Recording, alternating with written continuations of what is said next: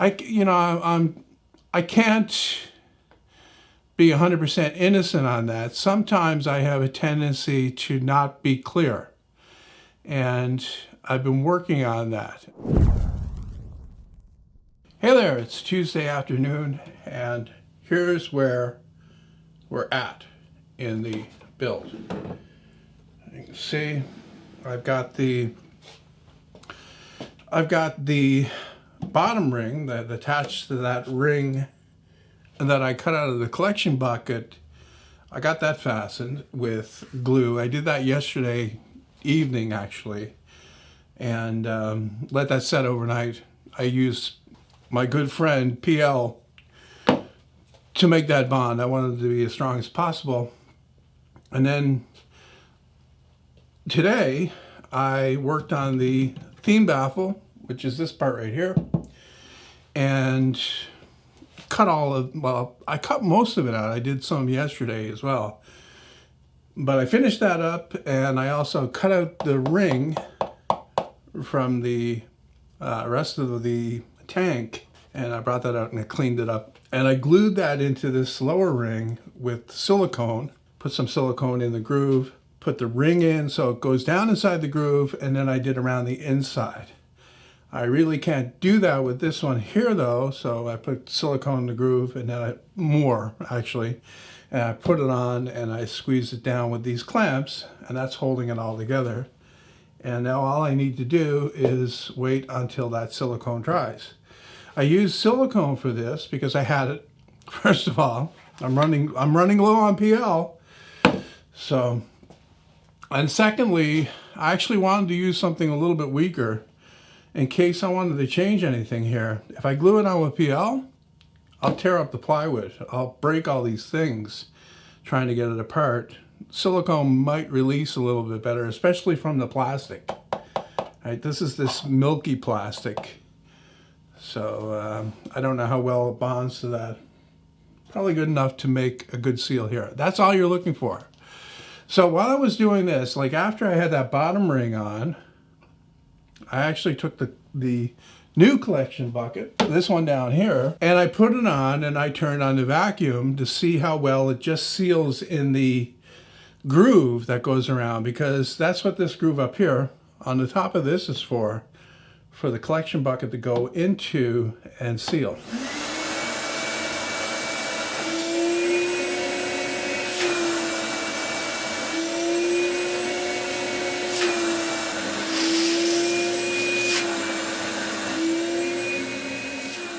I wanted to test that to see how well it seals with that thing that I did, but I'm also thinking that I could take the silicone and put some in that gap, that slot that I cut for it, and then screed it off nice and smooth so that will act as a gasket. Do you understand what I mean? Squeeze some in the gap all the way around, nice and smooth. Smooth it out with my finger first, then make a special screed that goes around and cleans it off to the exact right level all the way around. And that will, the bucket will crush up against that, and even more so when the vacuum turns on, because it's got a ton of suction. The other thing I did was I put the filter on, and I also made a bracket that goes on top of it to hold it on. What I've got to add for mechanical fastening is, you'll see these flat areas on here, not on the front, but there are three. 1, 2, 3. I want to make pieces that go on top from 3/4 inch plywood though, and then these will go down. These will be the uprights that connect to the bottom of the platform. The bottom of the platform will have the wheels, and it'll also be the place where the bucket slides in, and then I've got a lever situation that'll lift the bucket up enough so it locks into this groove, okay? But what was I saying about the things? I lost my train of thought. Anyway, I was gonna cut the inlet. All right, so I gotta cut the inlet into this as well, and it has to be on an angle, and I'm going this way with it, which will be the other way when it flips over. And my thing, I did the theme baffle not the usual way with the one connector and the full sweep. I made 4, but another thing I did was I kind of made them sharp on the edge so that when the air comes in, it'll hit that sharp edge and it'll be directed down. Okay, I don't know if that'll make a difference, but it didn't take much effort with the hole saw to do it, so I did it. I would estimate that I'm about 2/3 of the way there now. So, looking pretty good.